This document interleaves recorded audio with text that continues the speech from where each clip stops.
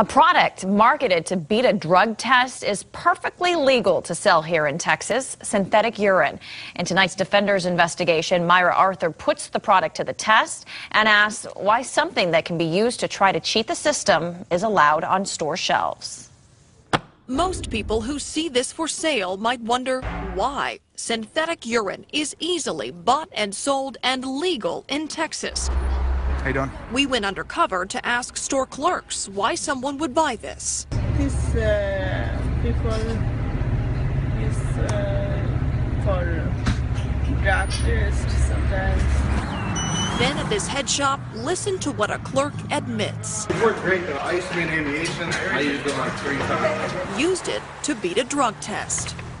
The company's website calls it the way out of a drug test without betraying your secret. We took it to ARCpoint Labs of San Antonio. Okay, that's interesting. Kelly Broom administers a standard drug test.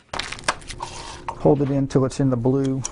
And the synthetic urine passes, but Broom says he can detect a problem with how the sample looks. There are some things that we're looking for at all times that we don't really want everybody to know we're doing, but there are things that we're looking for so that our tests can't be beaten. So he performs an adulterant test, which an employer can request to determine if the sample is the real thing. See the color on the second bar down?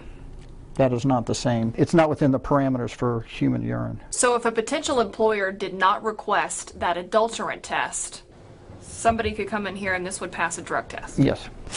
Do you think the sale of this should be legal? It's hard to say. I'm not a legislator, but State Representative Trey Martinez Fisher is. We showed him what clerks told us. There are lots of reasons to be, concerned. Something like this is the type of topic that we might be able to insert, in a piece of legislation that's already been filed. As we look to Texas law, put this on here.